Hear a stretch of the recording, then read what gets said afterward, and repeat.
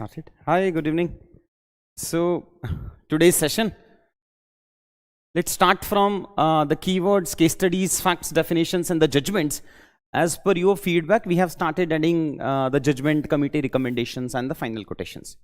पहले से start करते हैं, एक कहानी भी सुनाएंगे आज लास्ट में. So again, as I told you yesterday, कुछ keywords बहुत simple रखेंगे और कुछ keywords को अच्छे रखेंगे. So we have digital inclusion. You must have taken the printout. Digital inclusion के साथ में कुछ और लिख लीजिए कि digital inclusion, we discussed gender inclusion, digital inclusion, gender inclusion, financial inclusion.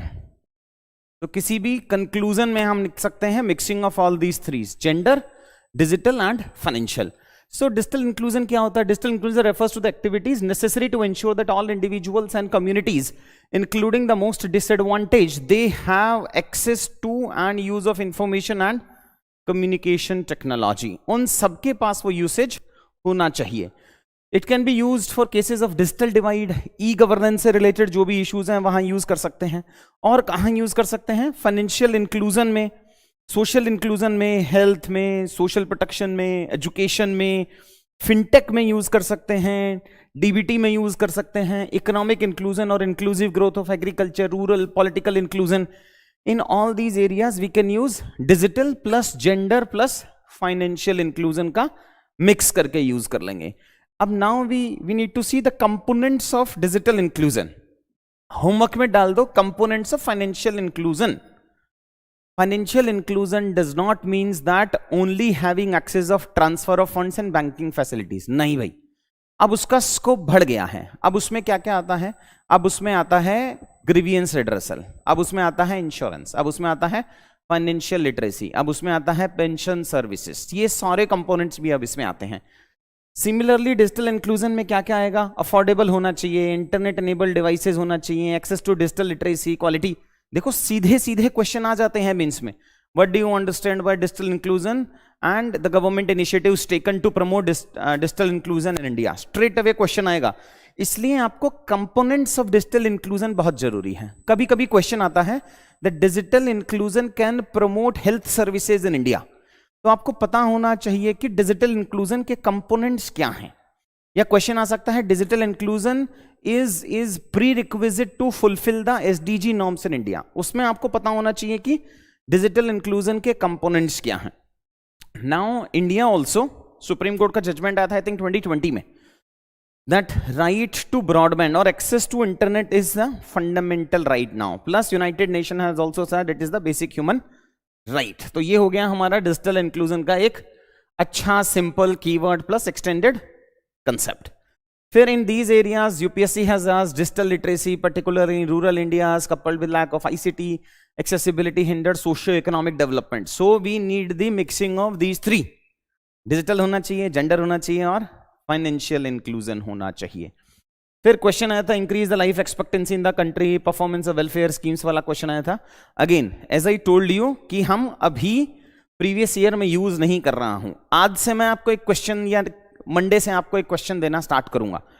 उस क्वेश्चन में आपको वो कीवर्ड्स जो अब तक हमने कीवर्ड्स पढ़े हैं, उन कीवर्ड्स को, सिर्फ उन्हीं कीवर्ड्स को यूज करके आपको सब हेडिंग्स डालना है और आपको कंक्लूजन लिखना होगा. सो ये एक्सरसाइज हम मंडे से स्टार्ट कर लेते हैं, एक काम करते हैं.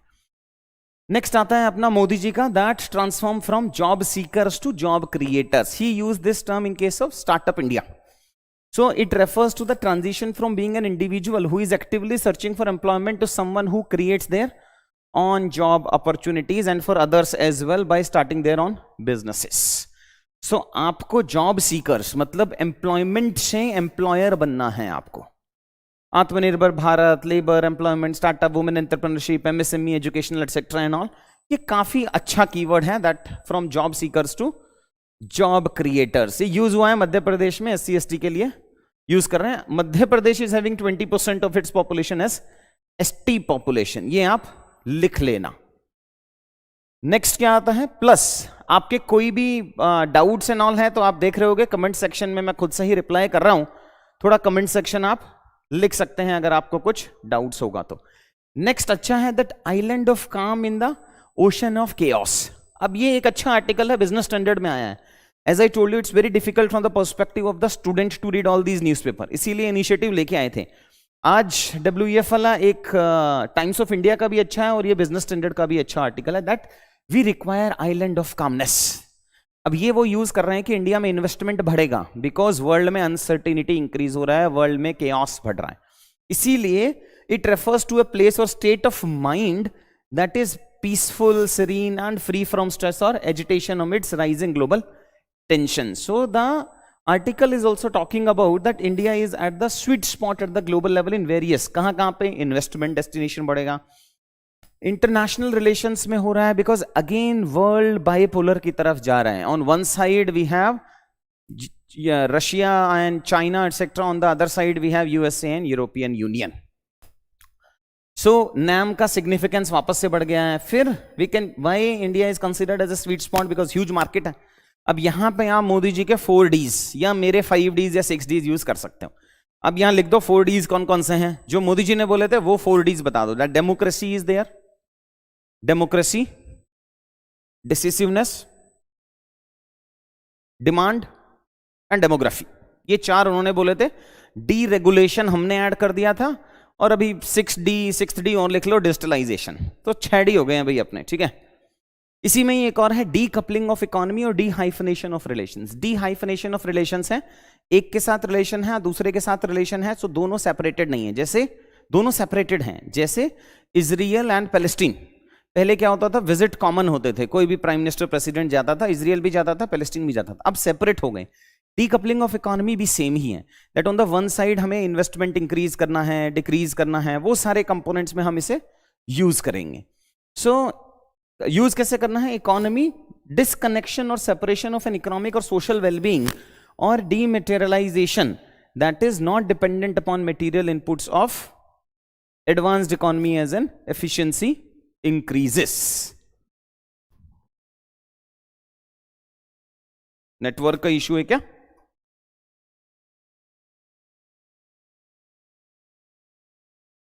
Looks like there is some network issue.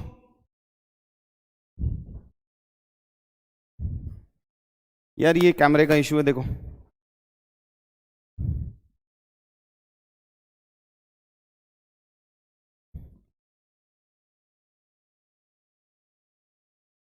Resolve है? अच्छा ठीक, क्या इशू था? अच्छा, उसका भी मन नहीं कर रहा पढ़ने का, ठंड बढ़ गई है। चलो हो सकता है,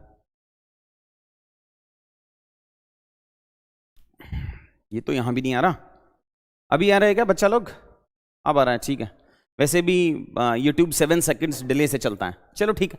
so decoupling of economy that we have discuss that one concept, and second concept is there. Then we can also use it for international relations, reducing import dependence, that is decoupling of Indian economy from world economy, decoupling of Indian economy from China's dependence. We have seen both in case of pharma plus in case of electronics, we are too much dependent upon raw materials from China. So deglobalization में, independent relation में, for example Israel, Palestine and all, वहां पे अपन use कर सकते हैं।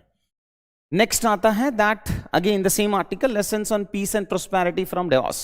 तो world economic forum में चल रहा है that from triple Cs to again triple Cs, that conflict, chaos and confusion to commitment, caring and collective. There is no substitution for cooperation for the general good of the world. So जहां पर भी world में instability चल रही है, जिस भी issues में, अब आप वर्ल्ड टेररिज्म देख लो, क्लाइमेट चेंज देख लो, जीनोफोबिया देख लो, इंटरनल सिक्योरिटी देख लो, कम्युनलिज्म देख लो, बहुत ही अच्छा कंक्लूजन बन गया हमारा, that from these 3 C's to these 3 C's, that from conflict, chaos and confusion to commitment, caring and collective resolve, वहां पे हम यूज कर सकते हैं। बहुत जगह पर्पस है इस कीवर्ड का। It can be use in all GS1, GS2, GS3, previous year questions में डाल सकते हैं हम, नक्सलिज्म में डालेंगे, I2U2 प्रीवियस ईयर वाले में डालेंगे, complexity and intensity of terrorism में डालेंगे, इफेक्टिव बॉर्डर मैनेजमेंट में, diverse nature of India as multi religious में डालेंगे। बहुत सारे प्लेसेज हैं जहां हम इसको यूज कर सकते हैं। नेक्स्ट कीवर्ड जो हमारा आता है वो आता है लेस प्रिस्क्रिप्टिव। प्रिस्क्रिप्टिव क्या होता है? जो डॉक्टर लिख के देता है ना, यही लेना है, जो उसके हैंड राइटिंग जो समझ में नहीं आती है, वही वाला। लेस प्रिस्क्रिप्टिव मतलब less directed, and more principle based legal framework, मतलब कि आपको ब्रॉड ओवरलाइन बना लेने हैं और आपको कम प्रिस्क्राइब्ड देना है। एक और इससे रिलेटेड कीवर्ड है that is over regulated but under governed. Over regulated का मतलब है too many laws and regulations आपने बना दिए, बट उसका जो गवर्नेंस मैकेनिज्म है, जो डिसीजन मेकिंग पावर है, जो वर्किंग फंक्शनैलिटी है, वो एफिशिएंट नहीं है, because we have maze of laws, we have complexity of laws actually in that sector. So over regulated and under governed का नया वे, बहुत सारे बच्चे ओवर रेगुलेटेड अंडर गवर्नड लिखते हैं, उसका नया वे में लिख सकते हैं अपन less prescriptive and more principle based legal framework should be there. A system of laws and regulations that is less specific and detailed in its rules and regulations। ये डिटेल्ड इसलिए भी चाहिए ताकि मिसयूज ना हो पाए। अभी प्रॉब्लम क्या होता है कि मिसयूज होता है। and detail in its rules and regulations and instead relies more on general principles and guidelines। It allows for more adaptability and flexibility in the legal system। In common terms we can also say soft या फिर light touch regulation should be there। कहाँ कहाँ use कर सकते हैं इसके? तो बहुत यूसेज हैं यार। GS2 में तो हर पर्टिकुलर सेक्टर में आप यूज करोगे, जहां पॉलिसी चाहिए, डिजिटल पर्सनल डेटा में चाहिए, इंफॉर्मेशन टेक्नोलॉजी में चाहिए, telecom sector, crypto currency, higher education, taxation, startup, media, जहां you just name it you can use this keyword. यहां क्रिप्टो करेंसी में अपन यूज कर सकते थे analyse the complexity and intensity of terrorism में, बिकॉज इंटरनेशनल टेररिज्म में एक कॉमन कंसेप्ट नहीं है कि हम कहां यूज करेंगे, कौन से रूल्स रेगुलेशंस बनाएंगे, इसीलिए इंटरनेशनल लेवल पे टेररिज्म के अगेंस्ट में कोई लॉ पास नहीं हुआ है। Then human rights commission have contributed immensely to the protection of human rights in India. वहां पे भी हम यूज कर सकते हैं less prescriptive and more principle based legal framework. तो ये तो हो गए हमारे कीवर्ड्स। अब नेक्स्ट चलते हैं हम अपने केस स्टडीज या एग्जाम्पल्स पे। सो एक केस स्टडी या एग्जाम्पल अच्छा है दैट वी हैव एमएसपी जो होता है थ्रू एमएसपी। एक प्रीवियस क्लास में बताया था एमएसपी से क्या करते हैं, FCI on the behalf of central government procures, या वो पावर देता है स्टेट्स को जिसको डिसेंट्रलाइज्ड प्रोक्योरमेंट कहते हैं। तो छत्तीसगढ़ में इस बार सबसे ज्यादा प्रोक्योरमेंट हो रहा है। तो राजीव गांधी किसान न्याय योजना अब तक चल रही है। Rajiv Gandhi success of subsidy scheme is where to encourage the crop production and increasing agricultural acreage. Acreage का मतलब है एरिया ऑफ प्रोडक्शन। तो एरिया बढ़ गया है और क्रॉप प्रोडक्शन भी बढ़ गया है and the government is paying extra subsidy because government ने बोला था 2500 रुपीज देंगे। अब सेंट्रल गवर्नमेंट ने जो FCI ने MSP डिसाइड किया वो 2500 नहीं है, तो वो जितना भी MSP है राइस का उसके ऊपर दे रहा है। आपको याद होगा कल या परसों की क्लास में मैंने बताया था that Shanta Kumar recommended that state government should not give any bonus. So यहां पे छत्तीसगढ़ बोनस तो दे रहा है, 750 रुपीज दे रहा है which is over and above, but it also has created success of subsidy scheme in Chhattisgarh. So impact क्या है, it is preventing farm desertion by farmer. जो फार्मर छोड़ के जा रहे थे उसको उन्होंने कम किया है। Incentivising new farmers into agricultural sector. Homework में डालो Maya scheme which has replace the Arya scheme. उसको होमवर्क में लिखना, कमेंट्स में बताना क्या है, कोई तो लिख देना यार कमेंट्स में, ठीक है। फिर increase in registered area of pedi when we need to focus upon decreasing uncertainty और resilient production of agriculture। उस टाइम पे जो प्रोडक्शन इंक्रीज हो रहा है which is good for India's sovereignty, ठीक है। Then next we have is अगला बढ़िया यूरोपियन यूनियन का मॉडल ऑफ डेटा प्रोटेक्शन है। GDPR जो लेके आए हैं उसमें उन्होंने अभी फाइन लगा दिया 5.5 मिलियन का on WhatsApp. It focuses upon comprehensive data protection law for processing of the personal data। Any European Union based company हो, चाहे वो वहां की हो बाहर की हो, for any resident of European Union जो वहां पे रह रहा है, सबका डेटा के लिए वो डेटा प्रोटेक्शन लॉ एप्लीकेबल है, GDPR एप्लीकेबल होगा। So GDPR applies to all the data produced by EU citizens whether or not the company collecting the data in question is located within EU or not। तो जो EU में रह रहा है वो सब, प्लस अगर EU के सिटीजन्स बाहर भी रह रहे हैं उन सब पे भी वो एप्लीकेबल होगा। Under the GDPR companies can not legally process information of any person. आपने देखा होगा अभी तो लेऑफ्स की झड़ी लगी हुई है यार, Google, Microsoft and what not, all these companies are doing the layoff. इसी टाइम पे UPSC का सिविल सर्विसेज की याद आती है। एक ही जॉब है जो बचा पाएगी आपको, ठीक है यार। एक और देखिए, as I told you this is a very very good article of Times of India. So Miyawaki method आपने सुना होगा, फॉरेस्ट डेवलपमेंट का है. इससे रिलेटेड एक और कीवर्ड है जिसको कहते हैं ग्रीन डेजर्ट्स. अब ये ग्रीन डेजर्ट्स क्या करता है, जब आप एफोरेस्टेशन करते हो तो आप सेम टाइप के ट्रीज ग्रो कर देते हो, तो वो ग्रीनरी तो आ जाती है बट वो डेजर्ट है. उसमें फ्लोरा एंड फोना की कॉम्प्लेक्सिटी नहीं है, उसमें बायोडाइवर्सिटी डेवलप नहीं हो पाती है, और थोड़े दिनों में वो हो सकता है डेजर्ट बन जाए. जैसे ड्रॉट की वजह से रफ डेजर्ट बनता है, वैसे ही ग्रीन डेजर्ट बन गया विदाउट एनी बायोडाइवर्सिटी. उसको सॉल्व करने के लिए मियावाकी मेथड है which is growing micro forest which are 10 times faster.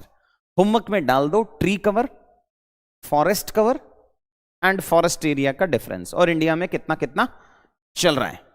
So it generates up to 100 times more biodiversity which is required. It replaces water guzzling lawns with native drought tolerant plants. 95% survival, ये बहुत जरूरी है यार. Survival आपने सुना होगा ना बहुत सारे, multiple times. When you will become a civil servant, आप बहुत सारे एफोरेस्टेशन ड्राइव स्टार्ट करोगे और आप देखोगे एक साल लगाया, अगले साल में जल गया. क्यों? बिकॉज सर्वाइवल रेट नहीं है उसका. तो 95% सर्वाइवल है and empowers the future generation, जिसको ध्यान रखना है उसका. सो यहां पे मियावाकी में आप चाइल्ड से कराते हो ये. So and empowers children to make a difference in a climate change solution. It is very much required for urban afforestation. Use कहां करोगे? Biodiversity conservation, community forest, urban afforestation, environment development etcetera and all. Telangana में, हैदराबाद में हम इसको use कर रहे हैं, काफी अच्छे से चल भी रहा है वहां. नेक्स्ट आता है हमारा, एक न्यू टाइप ऑफ लीव्स देना स्टार्ट किया है केरला ने. Again we know that the human development of Kerala, और in human development index Kerala is doing extremely good. So now they have started the menstrual leaves, उन्होंने स्टार्ट किया है with the name period leaves. अब ये काफी सारे इंस्टीट्यूशंस में भी स्टार्ट हुआ था, टेस्ट मुंबई एंड ऑल में स्टार्ट हुआ था, but now they have started giving this maternity leave up to 60 days for students above 18 years who are in universities, उसको अलाउ किया है. प्लस ये पीरियड लीव्स स्टार्ट किए हैं फॉर फीमेल्स. अब उसका बेनिफिट क्या होगा? इंप्रूव्ड हेल्थ होगा, इंक्रीज्ड प्रोडक्टिविटी होगा, एनरोलमेंट होगा. So as a society we are becoming more open and we are accepting this natural phenomena of menstruation. उससे फायदा ये 3-4 तो है ही, plus society will lead to more women empowerment, more tolerant to the problems which women are facing. तो ये नया अच्छा केस स्टडी है, बहुत अच्छा केस स्टडी है, which you can use across GS paper 1, GS paper 2, GS paper 3, GS paper 4. Next हमारा आता है दिल्ली देश के मेंटर प्रोग्राम. उसमें उन्होंने 1 लाख जो हैं वो मेंटीज हैं एंड 26,000 मेंटर्स लेके आए हैं उन्होंने स्कूल लेवल पे. मेंटर मेंटी में एक mobile app based conversation initiative start किया है. किस किस के लिए? Choice of stream after 10th. आपने सुना होगा ना, अवर पेरेंट्स यूज्ड टू से बस बेटा 10th अच्छे से पास कर ले, अच्छी स्ट्रीम ले ले, फिर जिंदगी सेट है. 12th के पास भी यही कहानी आई थी, फिर ग्रेजुएशन में भी यही कहानी आई थी, अब यूपीएससी सीएससी में भी यही कहानी सुनोगे आप कि बस एक बार आईएएस बन जाओ फिर जिंदगी शॉर्ट है. और पूछो किसी सिविल सर्वेंट से, वो बोलेगा सर एक बार अच्छा एसडीएम शिप में ना डिस्ट्रिक्ट मिल जाए फिर शॉर्ट है, फिर डीसी शिप में जाओगे, फिर सेक्रेटेरिएट में जाओगे. तो बहुत बहुत दुख है भाई, खत्म नहीं हो रहा है. So the mentorship involves mobile based channelizing youth and focus and energy towards positive direction, वरना हिंदू मुस्लिम ही खेल रहे हो आप. And it can reduce anxiety stress in the suicide case as well. So वो आप यूज कर सकते हो where you need to connect youth with the colleges or child. Next and last we have is pros of social media. कुछ तो social media के positives भी होंगे. So positives में क्या क्या आएगा? That it improves mental health conditions in adults during layoff. अब मैंने आपको बताया था layoff का सीजन चल रहा है, यहाँ वहाँ हर जगह multiple layoff and June July onwards तो बहुत खराब सिचुएशन आने वाला है. So social media like LinkedIn helps people to find jobs, other benefits. It lend emotional support, tech-based solutions, assert a sense of belongingness, provided an alternative source of knowledge. तो ये सारे positives हैं social media के जो आप exam में लिख सकते हैं. ठीक है. नेक्स्ट की फैक्ट्स. कल रेन्यूएबल एनर्जी हमने हाइड्रो का बताया था. कुछ बच्चों ने रिक्वेस्ट किया था कि सर वो जब एक बार हाइड्रो बता रहे हो तो सारा रेन्यूएबल कवर कर लो. अभी से नहीं करते हैं उसको, maybe 15-20 days down the line when you guys will be able to understand basic वाला फैक्ट तो चलाएंगे.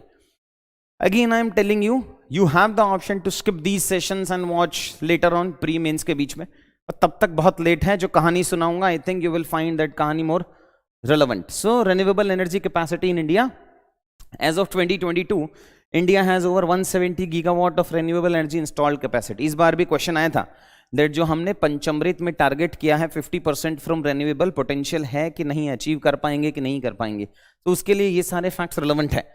So to achieve 500 gigawatt target by 2030, India must add 25 to 30 gigawatt, जो हम कर सकते हैं, बिकॉज सोलर विंड अलोन में ही हम 25 to 30 gigawatt ऐड कर सकते हैं। सो एट प्रेजेंट 170 गीगावाट है। ग्लोबल पोजीशन क्या है? 4th in renewable energy installed capacity, 4th in wind and 5th in the solar installed solar capacity भी है। प्रेजेंट एनर्जी मिक्स क्या चल रहा है? फॉसिल फ्यूल से 58 है, नॉन फॉसिल से 42 है, उसमें मैक्सिमम सोलर से है 15%। अब प्री में डिक्रीजिंग ऑर्डर आ सकता है। कहीं आप सोच रहे हो कि ये 100% मेंस की क्लासेस है, ऐसा नहीं है। आई गारंटी कि 3 से 4 क्वेश्चंस तो आप सिर्फ इन्हीं वीडियो को देख लोगे, यहां से अपने सॉल्व हो जाएंगे if you will watch these videos for next 2 months। Next case facts हैं हमारा related to the world bank which shows India's work age population. इससे रिलेटेड एक और कंसेप्ट है जो मुझे आपको पढ़ाना है, that total population, work age population, labour and work, इसको कहते हैं टोटल पॉपुलेशन, जो अपना 142 करोड़ के आसपास में पहुंच गए हैं। इसको कहते हैं अपन वर्क एज पॉपुलेशन, जो बता रहा है कि 68% के आसपास है, मतलब 80-85 करोड़ के आसपास में है। उसके बाद अपना लेबर फोर्स होता है। लेबर फोर्स का मतलब है employed plus unemployed both, who are employed plus who are willing to work, और इसमें है वर्क फोर्स जिसको काम मिल गया। वर्क फोर्स का मतलब है जो सिर्फ एम्प्लॉयड है। आप इसको लिख लेना, ये कभी भी पूछ सकता है यूपीएससी में, बहुत बेसिक सा कंसेप्ट है। सो प्रेजेंटली चल क्या रहा है, that world bank data shows that India's working age population is 68%, the global average is 65%। तो अपन उसमें ऑलमोस्ट सेम ही है। बट प्रॉब्लम क्या है इंडिया में कि हमारे यहाँ पे, ये तो मैंने वर्क एज पॉपुलेशन बताया है, अब वर्क एज के अंदर आपको बताया था ना labour force. So 46% of India's potential labor force is in the job market. Indonesia, Vietnam, वहां सब 70-75% में चल रहा है। So हम अपना डेमोग्राफिक डिविडेंड का एक्चुअल यूज नहीं कर रहे हैं, और अगर हम ये यूज नहीं करेंगे तो वो डेमोग्राफिक डिजास्टर में कन्वर्ट होगा। Women labour force participation in India is right now 20%, which has decreased in last 10 years from 24%. So again, अगर full women labour force participation का हम यूज करेंगे, that will increase GDP by 30% के आसपास में। Second last देख लेते हैं, that now India has become world's largest producer. Indian government के हिसाब से लार्जेस्ट है, वर्ल्ड एंड ऑल के फॉरम में अभी भी सेकेंड लार्जेस्ट आ रहा है हमारा after Brazil. So now we have become the world's largest. India और ब्राजील तो ऊपर नीचे होता रहता है। उसके बाद आता है थाईलैंड, जो ट्रॉपिकल और सब ट्रॉपिकल एरियाज हैं, वहीं पे ही मेनली शुगर ग्रो होता है। सो इंडिया है, ब्राजील है, थाईलैंड है और चाइना है। अगर डिक्रीजिंग ऑर्डर में लगाएं तो ये होगा। So India has emerge as the world's largest producer and consumer of sugar, as well as the world's second largest exporter after Brazil. Now sugar sector is now self sufficient with no subsidy for the sector since 21-22। अब definitions आ जाती हैं। Definitions में पहले empathy, तो empathy से पहले homework में लिखो पिटी, सिंपैथी, सिंपैथी के बाद एम्पैथी और एम्पैथी के बाद कंपैशन। ये चारों जो इंक्रीजिंग ऑर्डर में आता है वो चारों देख लीजिएगा आप, डेफिनेशन क्या है and different types of empathy जो होता है, cognitive empathy along with their examples, cognitive, affective और emotional, somatic and compassionate empathy is there. वो आपने एथिक्स में पढ़ा होगा, मैं बस रिवाइज करा रहा हूं आपको यहां पे। नेक्स्ट आता है अपना secularism. Multiple times UPSC has asked this question, western secularism versus Indian secularism, क्या डिफरेंस है? सो वेस्टर्न सेक्युलरिज्म कहता है दैट जो रिलीजन है और जो स्टेट है वो दोनों एकदम अलग है, दोनों मिंगल नहीं हो सकते, दोनों एक्सेप्ट नहीं कर सकते हैं। इसी वजह से अगर आप वहां देखेंगे तो जो रिलीजियस प्रैक्टिसेस हैं, बुरखा है, टर्बन है, वो सब वहां पे अलाउ नहीं होता है, फ्रांस एंड ऑल, जो वेस्टर्न कंसेप्ट ऑफ सेक्युलरिज्म है। इंडिया में क्या है, दैट स्टेट है जो इक्वी डिस्टेंट है बाकी सारे रिलीजन से, बट अफर्मेटिव एक्शन देता है, पॉजिटिव डिस्क्रिमिनेशन करता है, सपोर्ट करता है माइनॉरिटीज को। इसीलिए अपने पास आर्टिकल 26 से 30 है, आपने देखा होगा। तो ये दो चीजें सेम हैं, अच्छे कीवर्ड्स हैं। Indian secularism is also known as the positive secularism. अब इसको पॉजिटिव सेक्युलरिज्म हम क्यों कहते हैं? Because although it separates but it allows for principled distance from all the religions and allowing for state intervention allow होता है, not only dealing with the religious freedom of individuals but also with the religious freedom of the minority communities। Article अपन ने देख लिया है 26 to 30। Next लाइनमेंट का article है hyper globalisation. अब हाइपर ग्लोबलाइजेशन होता है जब ग्लोबलाइजेशन बहुत तेज रेट से हो और it leads to homogeneous of culture. अब ग्लोबलाइजेशन ना तीन चीजों को मेजर इंपैक्ट करता है। एक इकोनॉमिक ग्लोबलाइजेशन, मतलब ग्लोबल सप्लाई चेन सेम हो जाएगा, आप लोकल कॉम्पिटिटर्स नहीं देखेंगे, आप इंटरनेशनल कॉम्पिटिटर्स देखने लगेंगे अपने कि अच्छा ये कितना है। सो इकोनॉमिक ग्लोबलाइजेशन होता है, कल्चरल ग्लोबलाइजेशन होता है, मैकडोनल्ड्स आ रहे हैं, जीन्स कल्चर आ रहा है, वही westernisation, imposition of western culture on other countries, उसको कल्चरल ग्लोबलाइजेशन होते हैं। और फिर होता है पॉलिटिकल ग्लोबलाइजेशन, उसका भी अच्छा कीवर्ड है, that is installing, double quotes में लिखना, इंस्टॉलिंग ऑफ डेमोक्रेसी। मतलब डेमोक्रेसी को इंस्टॉल नहीं कर सकते आप, पैराशूट से नहीं डाल सकते हो कि ये डेमोक्रेटिक सिस्टम है, ऐसे ऐसे बनेगा। It has to be by the people, for the people, of the people. तो जो वेस्टर्न कंसेप्ट है डेमोक्रेसी का, which can not be directly installed in other countries, जो यूएसए एंड ऑल बाकी सब करते हैं। अगर आपने अफ्रीका के बहुत सारे रिवॉल्यूशंस देखे होंगे, जो भी उन सब में वही कोशिश कर रहे थे वो, कि अपना मॉडल ऑफ डेमोक्रेसी वहां पे सेटअप कर सके। आप लोगों के जो कमेंट्स हैं वो मैं बाद में देखूंगा बेटा, ठीक है। Next we have is demographic dividend. So demographic dividend तो सिंपल कीवर्ड है, सिंपल कंसेप्ट है, बट यूपीएससी ने पूछा नहीं है, कभी भी पूछ सकता है वो। Demographic dividend should not be translated into demographic disaster. इसीलिए हमें बीच में क्या चाहिए, स्किल देना है, हेल्थ पे फोकस करना है, एजुकेशन पे फोकस करना है, अच्छा इंफ्रास्ट्रक्चर प्रोवाइड कराना है। अब डेमोग्राफिक डिविडेंड का डेफिनेशन क्या है? The economic growth potential which is resulting from shifts in a population age structure, mainly when the share of working age population is larger than the share of the non working age population। इसको dependent population भी कहते हैं, that is less than 14 years and more than 65 years and all। it results in, अब जब ज्यादा potential, जब ज्यादा work age population है, उससे क्या होता है, it increased labor force participation, increased savings and investment, increased economic growth, improved standard of living etc and all। और फिर एक टर्म होता है डेमोग्राफिक ट्रांजिशन। ट्रांजिशन मतलब a term used to describe the changes in birth and death rate that occur as a country or region develops economically and socially। जब जो कोई भी कंट्री इकोनॉमिकली और सोशली इंप्रूव हो रहा होता है, ग्रो हो रहा होता है, उस टाइम को कहते हैं अपन डेमोग्राफिक ट्रांजिशन। और लास्ट में आता है अपना disaster, when the utilized work age population becomes a burden, or sorry, unutilized work age population becomes a burden on countries' resources and does not contribute to any economic activity। It also a situation where the country or region is facing the significant negative impact of its population। उस सब को हम कहेंगे demographic disaster. Last आते हैं, सरला Mudgal case है, शाह बनो case है, जो जजमेंट्स हैं related to uniform civil code. अगर उसका क्वेश्चन आता है तो आपको वो लिखना ही चाहिए। तो सरला Mudgal case 1995, it is considered a landmark decision that highlighted the need for uniform civil code। it laid down the principles against the practice of solemnizing the second marriage। so बंदे ने second marriage किया and मुस्लिम में more than one marriages allowed हैं। so supreme court ने कहा भाई थांबा, ऐसा नहीं चलेगा। so that was conflict between the personal existing laws on the matters of marriage and invokes article 44 of Indian Constitution। तो ये तो था सरला मुदगल केस। फिर आया शाहबानो बेगम केस। तो शाहबानो बेगम केस ने सुप्रीम कोर्ट ने एक जजमेंट दिया। Supreme court act in a positive way, but जो गवर्नमेंट था कांग्रेस का, maybe some critics are saying, मैं डिप्लोमेटिकली करेक्ट हो रहा हूं यहां पे, तो critics are saying it was an impeachment policy of the Congress, that they have enacted an act, they have come up with a law just to negate the judgement of the supreme court related to triple talaq. फिर अभी जो present government आया, उसने triple तलाक जो Congress government लाया था, उसके अगेंस्ट में एक एक्ट लेके आया, अब उसको एक्सेप्ट कर लिया था सुप्रीम कोर्ट ने इन सायरा बानो केस इन 2017। तो ये इवोल्यूशन होता है, ये चेक्स एंड बैलेंसेस हैं, ये ओवररीच है एग्जीक्यूटिव का जुडिशरी वाले इंटरफेरेंस में। Plus this also becomes an example where judiciary has come up with some positive changes in the society and the legislature has enacted or they have overridden the positive judgments of the Supreme Court.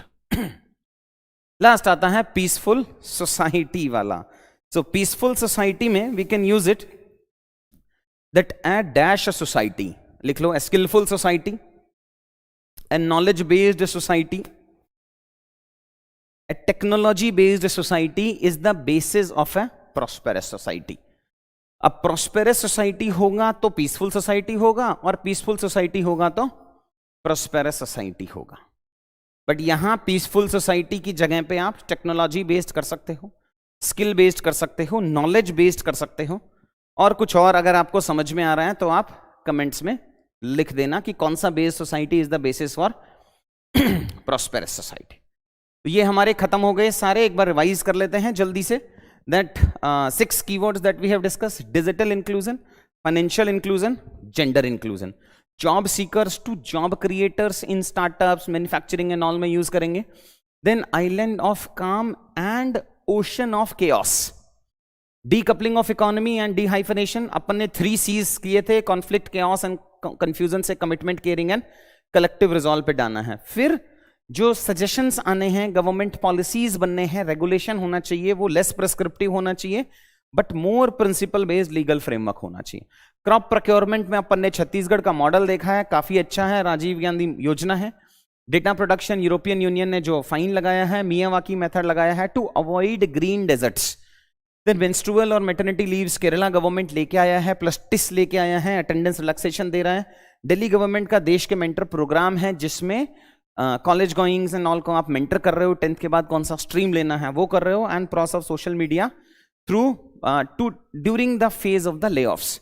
फिर renewable energy of India अपन ने किया है, fifth and fourth. Data related to labour force अपन ने देखा है, difference India में देखा है, वर्ल्ड में देखा है। शुगर प्रोडक्शन में कोई सब्सिडी नहीं दे हैं वो देखा है, लार्जेस्ट प्रोडक्शन चल रहा है, सेकंड लार्जेस्ट एक्सपोर्टर है। एम्पैथी, सिंपैथी, कंपैशन, पिटी देखा है, डिफरेंट टाइप्स ऑफ एम्पैथी देखा है। Indian secularism versus western secularism देखा है। Hyper globalization and 3 components of globalization देखे हैं, economic globalization, political globalization and cultural globalization. Demographic dividend देखा है, डेमोग्राफिक ट्रांजिशन देखा है, और डेमोग्राफिक डिजास्टर देखा है। सरला मुद्गल शाहबानो केस देखा है, and peaceful society to prosperous society, technology based society to prosperous society, knowledge based to prosperous, and 1 to other देखे हैं। अब कहानी सुना देते हैं। एक के कोई स्टूडेंट के साथ में ही हम बैठे थे, बहुत पुराना है, अभी रिसेंट वाला नहीं है। There was a young chap of your age only, and that chap was on the beach. अब बीच के ऊपर क्या होता है ना, वो स्टार फिश होता है, वो कुछ टाइम के लिए तो पानी के बाहर सर्वाइव कर जाते हैं पर बहुत देर के लिए नहीं रह सकते हैं वो। तो वो बच्चा क्या कर रहा था, वो बच्चा स्टारफिश जो बाहर आ रहा था, पानी की वजह से जो बाहर आ रहा था, वो वहां से स्टारफिश उठा रहा था और उसको अंदर पानी के अंदर फेंक रहा था। तो मेरे जैसा एक एजेड आदमी आया। अब टीचर्स एंड एज में ना प्रॉब्लम रहती है, उनको हर चीज पे सवाल पूछना होता है। सो उन्होंने क्वेश्चन पूछा उससे कि यार तू क्या कर रहा है। तो बच्चे ने बोला कि सर मैं ना ये स्टारफिश है उनको अंदर फेंक रहा हूं। तो बीइंग एन इकोनॉमिक्स फैकल्टी और बीइंग एन एजेड पर्सन, उसने बोला यार मतलब लाखों किलोमीटर का बीच है, अब उस लाखों किलोमीटर के बीच में अगर तू यहां छोटा सा एरिया कवर भी कर लेगा तो उसका सिग्निफिकेंस क्या है। तो उसने सुना, इग्नोर किया और वापस उसी प्रोसेस में फेंकने में लग गया। और जो उसने फिश उठाया और जब उसने उसको अंदर फेंका तो उसने बोला बाकी सबका तो मुझे नहीं पता ये कुछ मैटर होगा या नहीं होगा, बस इस फिश को बहुत मैटर करता है, उससे मेरा ये एफर्ट्स। कंक्लूजन ये निकाल लेते हैं कि बहुत सारे आपकी जब प्रिपरेशन की जर्नी होती है उसमें बहुत सारे पॉजिटिव और नेगेटिव लोग मिलते हैं आपसे। वो फैमिली के रिलेटिव, डिस्टेंट रिलेटिव्स भी हो सकते हैं, दोस्त भी हो सकते हैं, बहुत क्लोज दिखने की कोशिश करेंगे वो भी हो सकते हैं, बहुत दूर वाले हैं जो अच्छा सोच रहे हो वो भी हो सकते हैं, आपकी क्लास का कॉम्पिटिटर भी हो सकता है, कोई भी हो सकता हो। Some of them are very good, some of them are very bad. On the face कैसा बिहेव कर रहे हैं वो पता नहीं है, वो तो इन जनरल पता नहीं चल पाता है। बट जो आपका एफर्ट्स है ना, जो छोटा छोटा एफर्ट्स आप डाल रहे हो, ट्रस्ट मी वो बहुत मैटर करता है। As I told you previously, मैंने फर्स्ट अटेम्प्ट में बच्चा पास होते भी देखा है, और मैंने 11-12 अटेम्प्ट में भी पास नहीं, 14 अटेम्प्ट्स का एक बच्चा था मेरे पास लास्ट ईयर, 14 अटेम्प्ट में भी पास नहीं हुआ वो, और फर्स्ट अटेम्प्ट में भी पास होते हुए देखा है। छोटे छोटे एफर्ट्स हैं जो आपको डालने पड़ेंगे। अब बहुत सारे ऑड्स हैं यार सक्सेस के। किसने बोला था आपको कि इतना आसानी से कोई आईएएस बन जाएगा? वो तो हमें पता ही था ना कि बहुत सारे चैलेंजेस आएंगे, बहुत सारी मुश्किलें आएंगी, वही तो पार करनी है। आईएएस बनने के बाद कौन सा सक्सेस खत्म, चैलेंजेस खत्म हो जाएंगे, उसके बाद बहुत बड़े चैलेंजेस आने वाले हैं। तो छोटे छोटे एफर्ट्स डालो, अपने डे को डिवाइड करो इस वे में। अगर ऑप्शनल पढ़ रहे हो तो उसको 2-3 घंटा देना है, जीएस पढ़ रहे हो तो उसको 2-4 घंटा देना है। इस क्लासेस को देखो, बहुत सारे मेरे फैकल्टीज ने कहा अरे क्या वीडियो बना रहे हो, 2-2.5 हज़ार तो व्यू भी नहीं आते हैं। शुरू किया है, may be 1 month down the line, 2 month down the line, जब होगा, जब बच्चा 10,000 व्यू आएगा, इसका आएगा ना, मैं अपनी तरफ से एफर्ट्स डालूंगा, तुम्हें अपनी तरफ से एफर्ट्स डालने हैं। हो सकता है वो नंबर आज कम है, हो सकता है तुम्हें अपने एफर्ट्स कम लग रहे हो। एस्पिरेंट के पर्सपेक्टिव में भी होता है यार कि तुम्हें लगेगा कि ना, एक हफ्ता पढ़ के बिना मजा नहीं आ रहा है, बट ट्रस्ट मी, ये यूपीएससी की जर्नी है ही ऐसी, इसमें हर दिन मोटिवेशन की जरूरत है।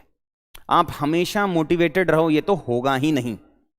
हाँ, अब नाउ इट डिपेंड्स कि आप एक्सटर्नल मोटिवेशन ला रहे हो या खुद से मोटिवेशन ला रहे हो।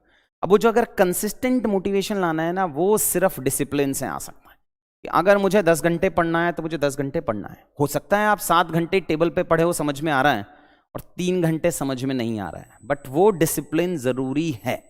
अगर आप सोचो एक दिन 10 घंटे, अगले दिन 2 घंटे, एक दिन 5 घंटे, अगले दिन 1 घंटा, तो नहीं चलेगा यार। So you need to translate that derivation of motivation through discipline. अपनी तरफ से एफर्ट्स डालते रहो। ऐसा नहीं है कि एफर्ट्स डालने के बाद पेपर पास नहीं होता, पेपर तो पास होता है। डालते हैं एफर्ट्स, डालते हैं। कल, आज फ्राइडे है क्या? कल सैटरडे है, अगर तो सैटरडे को 1 घंटे का सेशन हुआ करेगा, और सैटरडे को हम द हिंदू और इंडियन एक्सप्रेस पूरे वीक का जो है वो कवर कराएंगे, ठीक है। प्लस मेरे को एक और फीडबैक लेना था आप लोगों से। कुछ बच्चों का मुझे मैसेज आया था कि सर ये शाम को 9:30 बजे का टाइम अगर हम ऊपर नीचे कर सकते हैं क्या, मतलब दिन में कर दें, इसको 7 बजे कर दें, शाम को 8 बजे कर दें, शाम को 9 बजे कर दें, और लेट करना है तो आप कमेंट्स में लिख देना। लाइव चैट वाला तो चला जाएगा, मैं नहीं देख पाऊंगा। आप कमेंट्स में लिख देना that if you want me to change that timings. अपन अप्रॉक्सीमेट देख लेंगे। अगर मेजॉरिटी ऑफ द स्टूडेंट्स, देखो ये होगा तो सेकंड हाफ में, इसके पीछे बहुत काम करती है यार टीम, बहुत एफर्ट्स डलते हैं। तो अगर मैं आपको कहूं मैं सुबह 9 बजे दे दूंगा तो ऐसा तो नहीं होगा। 2-3-4 बजे से पहले नहीं हो सकता, ये डेली वाला काम है, ठीक है। 4 बजे के बाद में आप मुझे कभी भी टाइम बता दो कि सर उतने के बाद आप स्टार्ट कर लेना। हो अगर जरूरत है तो टाइम चेंज कर लेंगे। मैंने अपने ऑफलाइन में बच्चों से पूछा था, जो मेरे एनरोल्ड स्टूडेंट्स हैं, उन्होंने ही बोला था सर शाम का 9:30 बजे का अच्छा है, क्योंकि जो आपको डेली कवर करना होता है प्रीलिम्स का, आप वो खत्म कर चुके होंगे, और मेंस के लिए जस्ट एक वैल्यू एडिशन में आधे घंटे का वीडियो देखना है, आधे घंटे में रिवाइज करना, 1 घंटा मेंस करके सो जाना। 40-50 नंबर अपने मेंस में बढ़ेंगे इस। चलो बच्चा लोग अपनी तरफ से एफर्ट्स डालते हैं, मेहनत पूरी रखेंगे। कल मिलते हैं आपसे। Thanks, bye, good night.